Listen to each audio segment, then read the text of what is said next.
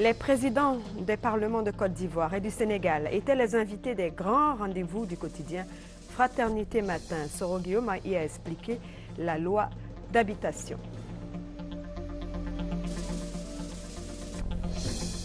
La Direction générale des impôts a mobilisé près de 700 milliards de francs au premier semestre 2013. Une bonne performance au regard de ses objectifs.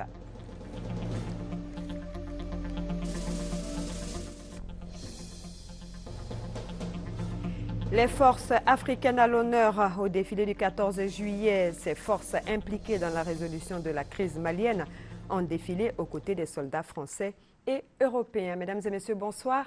Bienvenue à cette édition. Le président de l'Assemblée nationale de Côte d'Ivoire, Soroki Bafori Guillaume, et celui du Sénégal, Moustapha Niassa, étaient hier les invités des grands rendez-vous du quotidien Fraternité Matin. À cette occasion, Soroki Bafori Guillaume a éclairé l'opinion sur la loi d'habitation qui autorise le président de la République à prendre par ordonnance des décisions relevant du domaine de la loi. Victorine Yaoyouboui. Alassane Ouattara n'est pas le premier président de la République de Côte d'Ivoire qui est autorisé à légiférer par ordonnance. Tous ceux qui l'ont précédé l'ont fait. Guillaume Soro, président de l'Assemblée nationale, prenant à témoin son homologue sénégalais Moustapha Niassa, et Venance Conan, directeur général de Fraternité Matin, a présenté les documents qui l'attestent. Monsieur Venance Conan, vous pouvez venir ici pour attester. Nous avons Constitution de la République de Côte d'Ivoire, 3 novembre 1960. Je n'étais pas né, donc je n'ai pas pu tripatouiller. Article 45. Le président de la République peut, pour l'exécution de son programme, demander à l'Assemblée nationale par une loi l'autorisation de prendre par ordonnance, pendant un délai limité, des mesures qui sont normalement du domaine de la loi. J'atteste.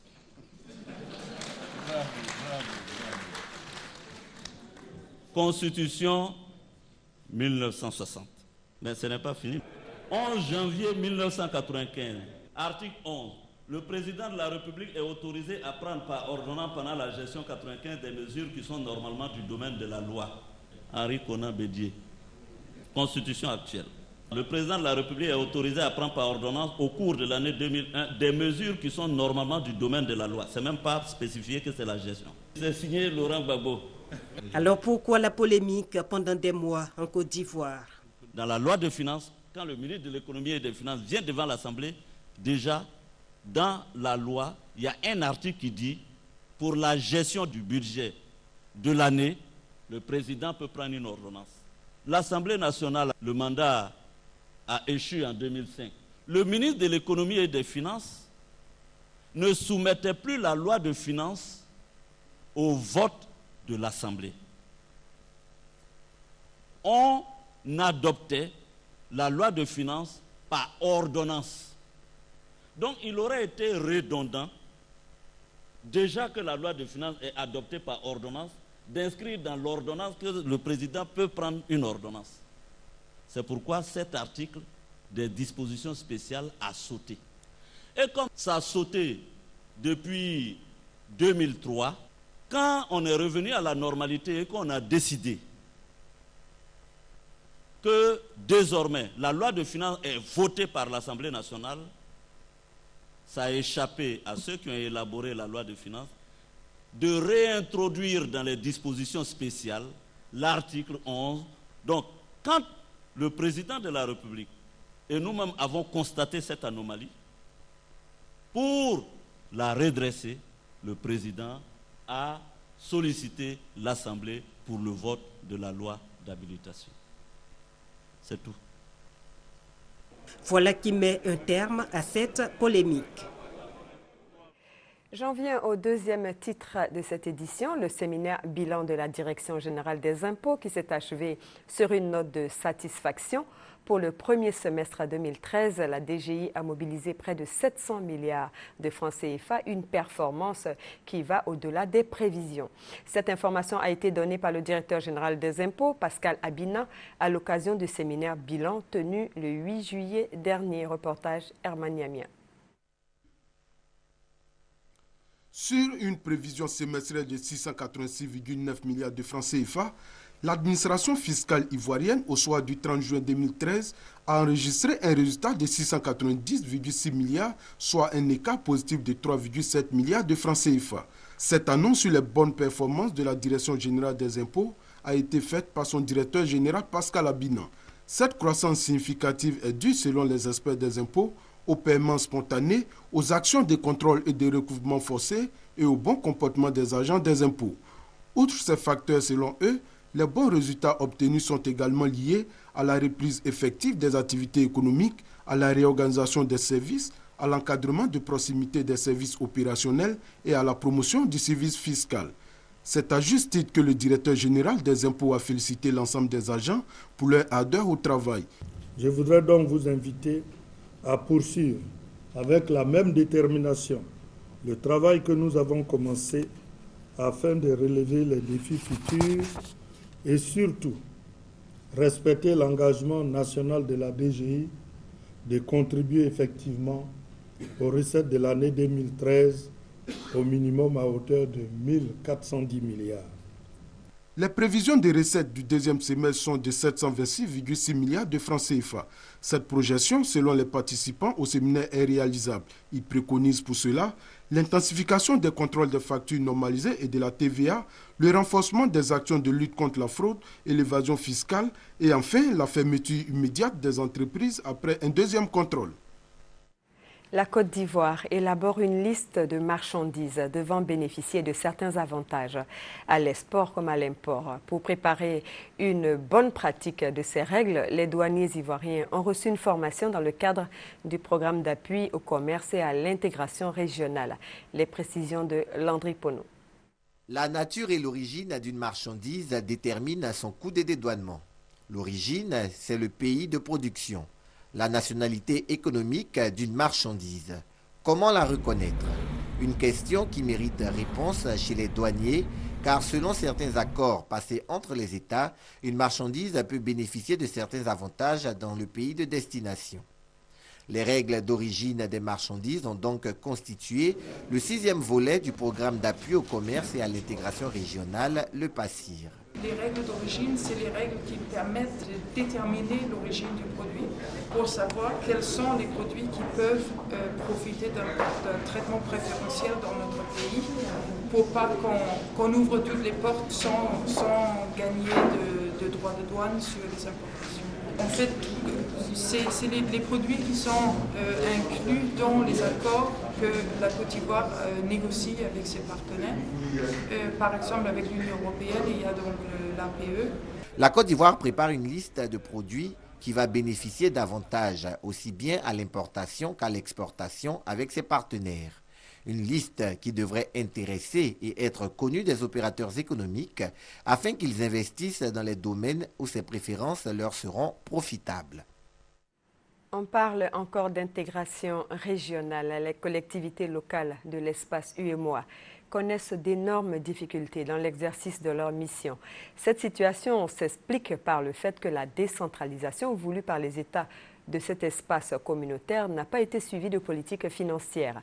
Aujourd'hui, l'on propose de nouvelles stratégies pour que les communes et les conseils généraux et régionaux de l'espace UEMOA soient autonomes. Mamadou Kouassi pour les explications.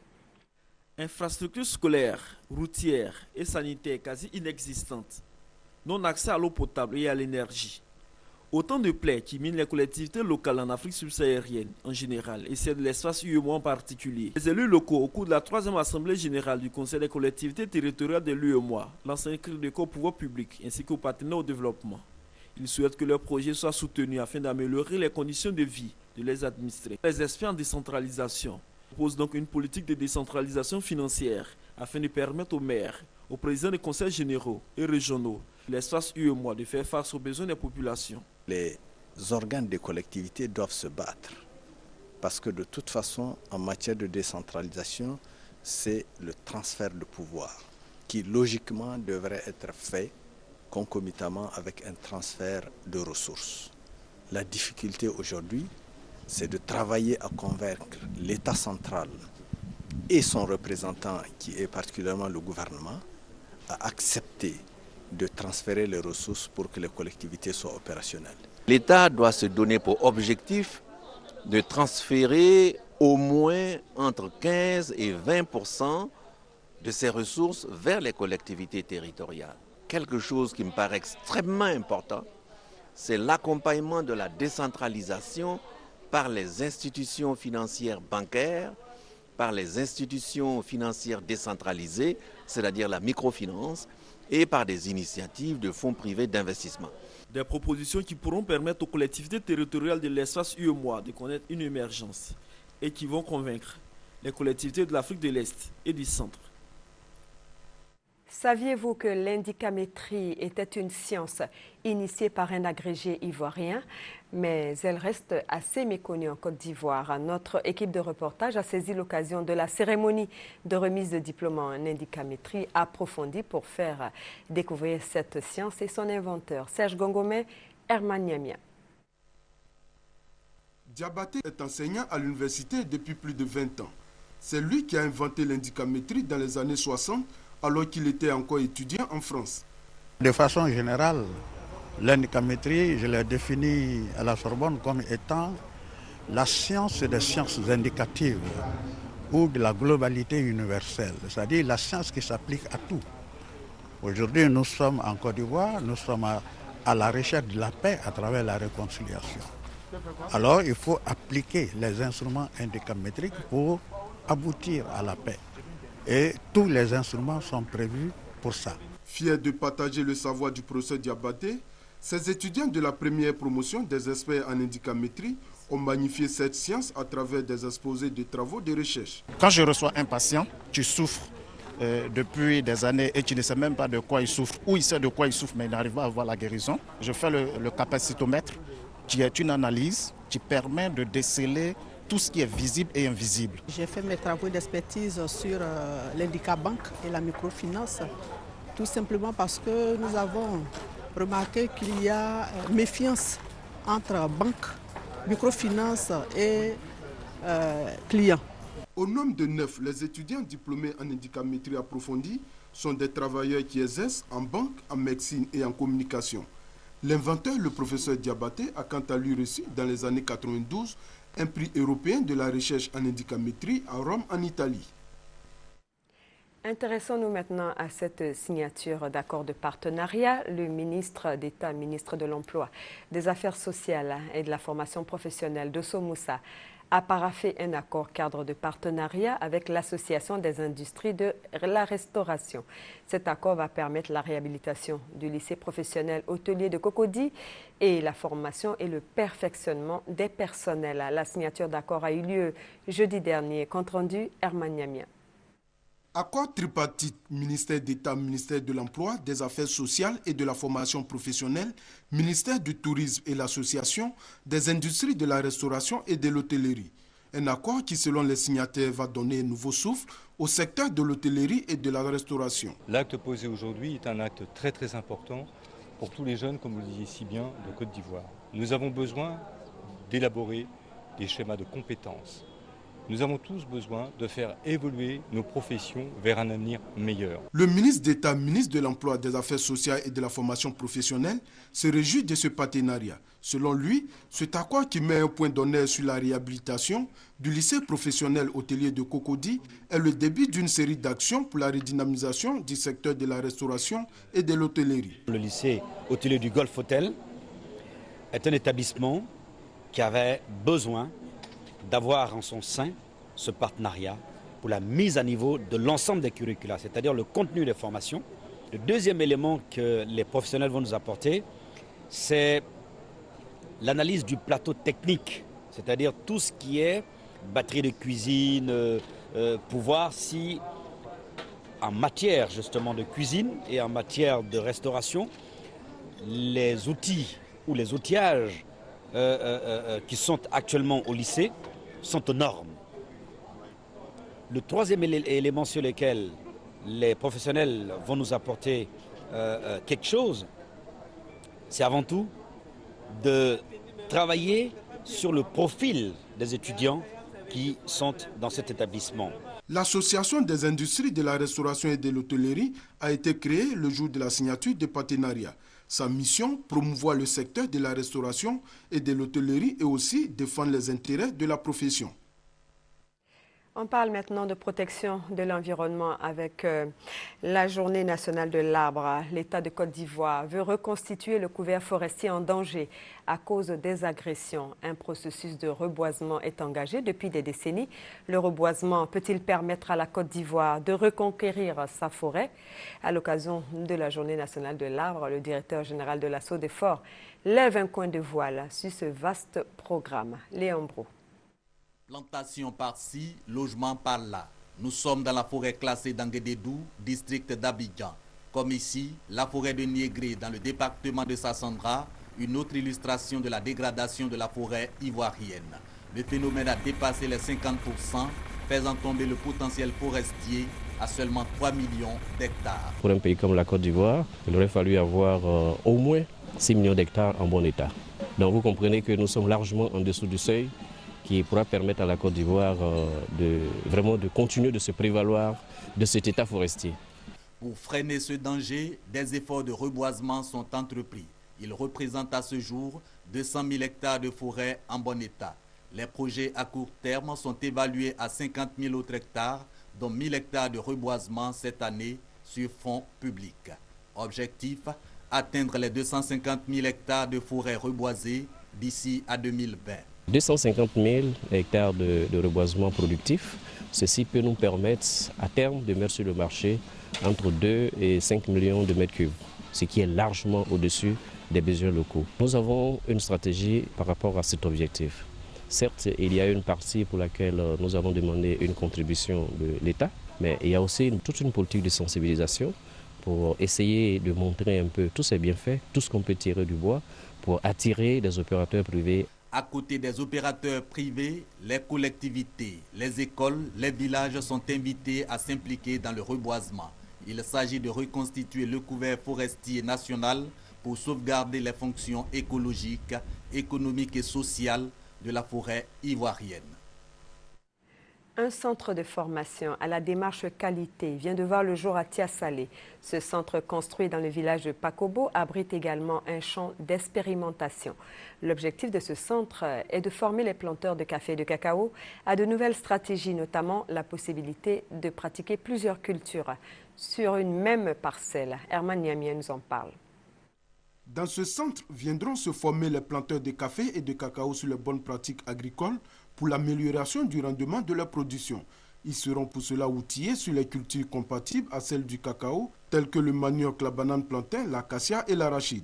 Des cultures qui vont leur permettre de diversifier leur production afin d'assurer la sécurité alimentaire. Ce centre situé dans le village de Pakobo, dans la localité de Tiasalé, a été créé par un chocolatier présent en Côte d'Ivoire. Son objectif est de permettre aux planteurs, à travers l'amélioration de leur production, de vivre décemment du fruit de leur labeur. Le ministre Maurice Kwaku-Bandama, parrain de la cérémonie, a traduit sa gratitude aux donateurs. Selon lui, cette expérience qui vient soulager les planteurs tout en améliorant le rendement du cacao s'inscrit dans la vision du chef de l'État. Il a donc invité les planteurs à s'approprier ce centre qui va leur permettre d'accroître leurs revenus.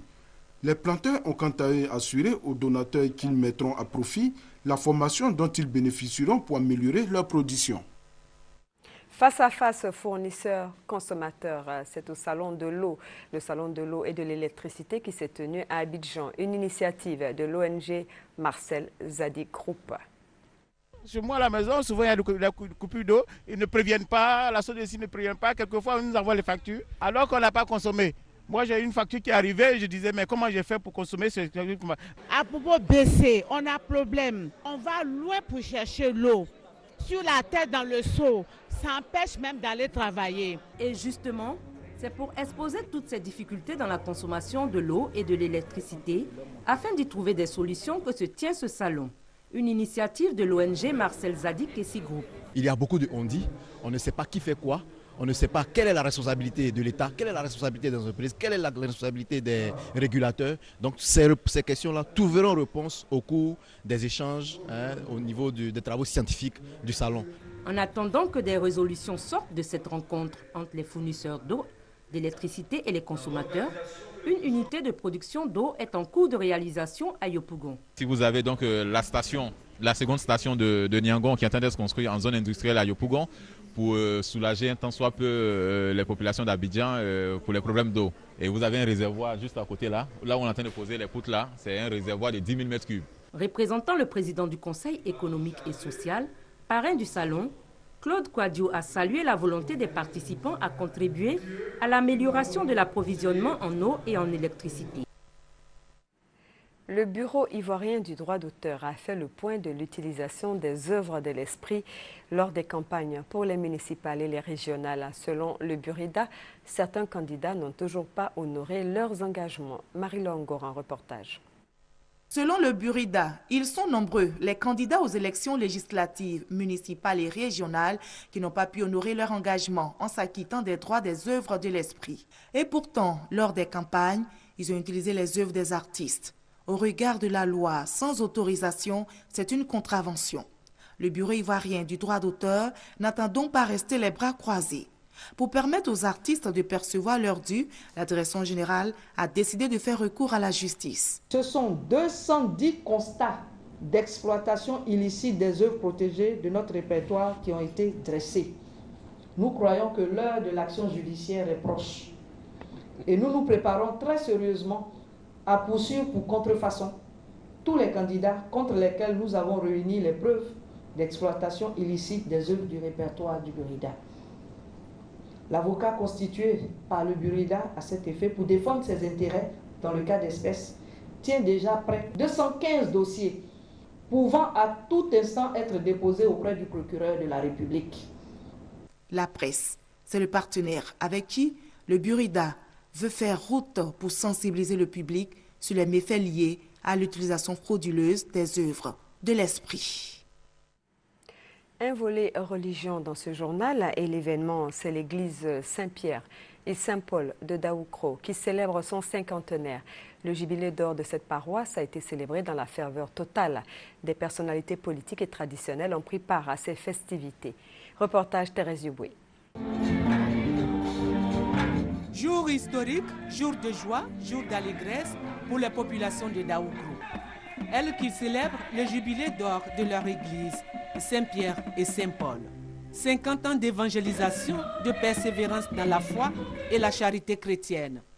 Marraine de cette célébration, la première dame, Dominique Ouattara, représentée par Chantal Poiti.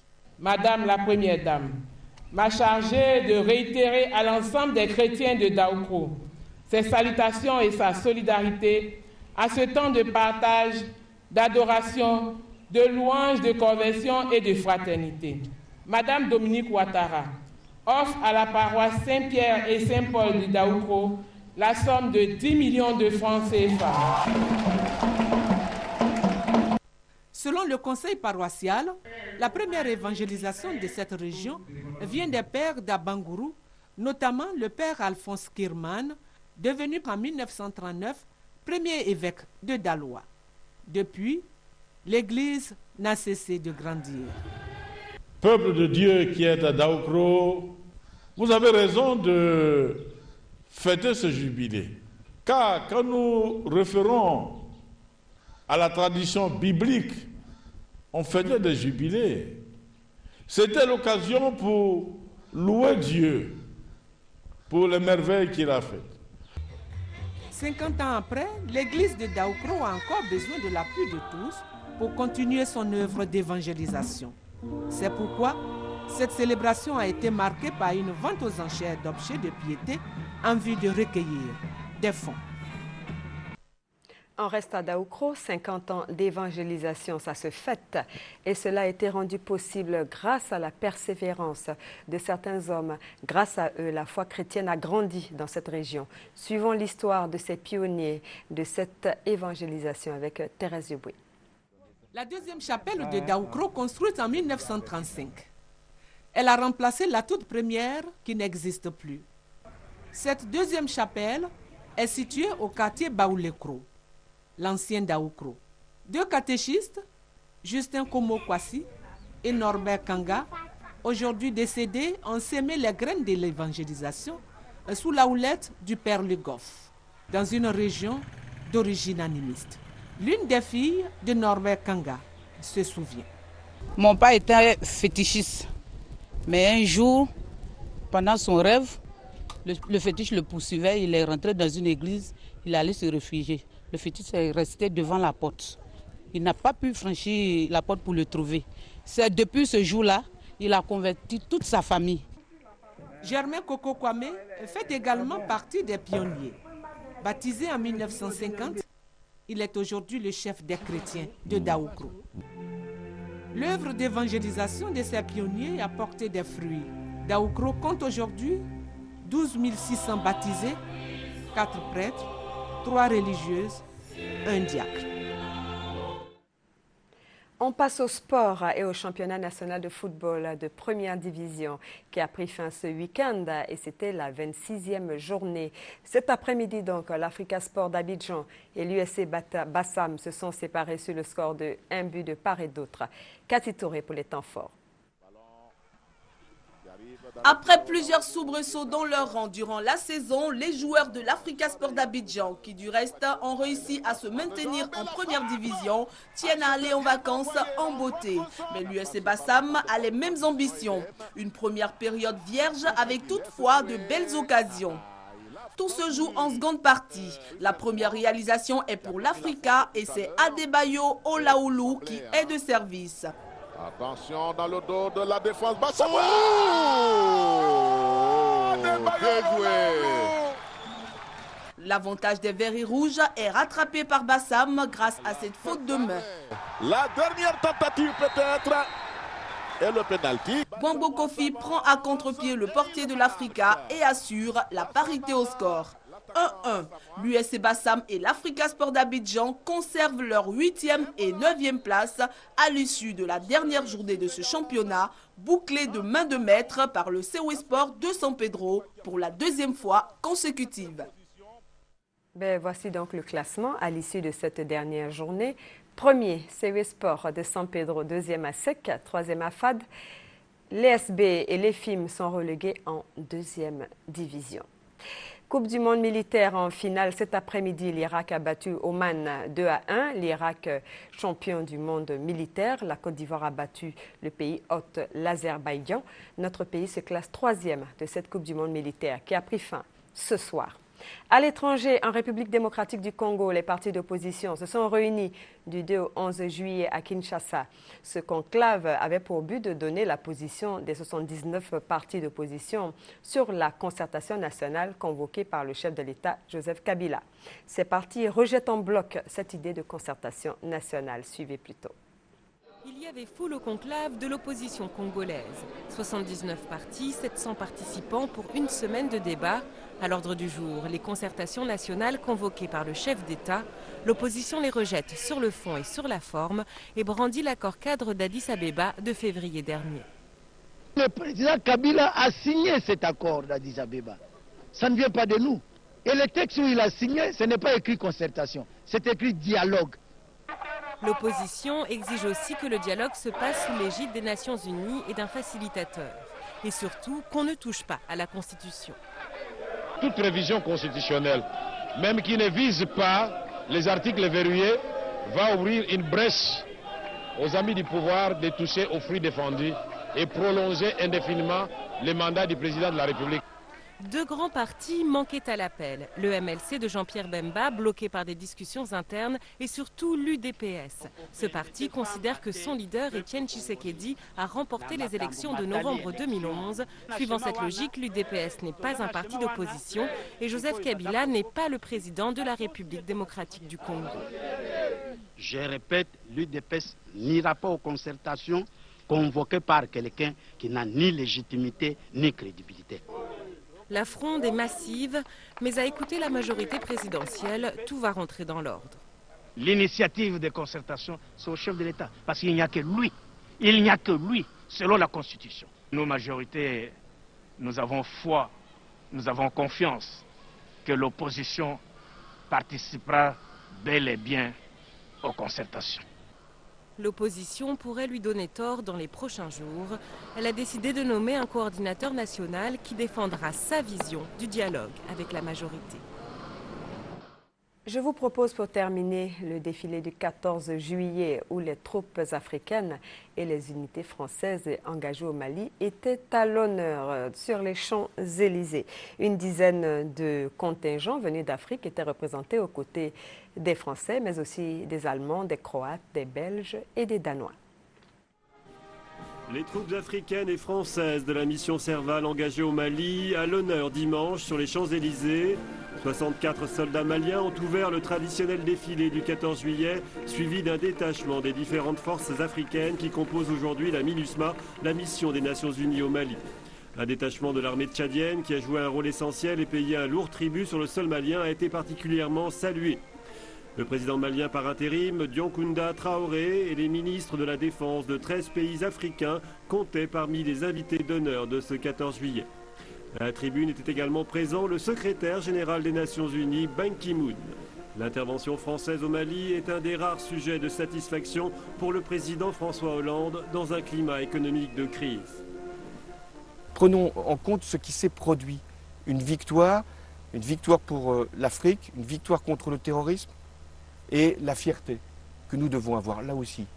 Parce que moi j'ai été salué en Afrique, non pas pour ce que j'avais fait, mais pour ce que j'avais décidé. Ceux qui ont agi, ce sont les soldats français. Un défilé pour célébrer l'amitié franco-malienne, même si certaines voix ont critiqué la présence du colonel Jean Dao à la tête du bataillon malien. Le nom de cet officier est cité par plusieurs ONG concernant des exactions commises sur les populations nomades de la région de Gourma. L'association des droits de l'homme Survie s'est également dite choquée de la présence des troupes tchadiennes à Paris, alors que le président Idriss Déby tire profit de son engagement au Mali pour renforcer la répression contre ses opposants. La France entendait par ce défilé célébrer le savoir-faire de ses forces armées et affirmer son rôle toujours actif sur la scène internationale. Fin de cette édition. Excellente soirée sur RTI 1, la chaîne qui rassemble.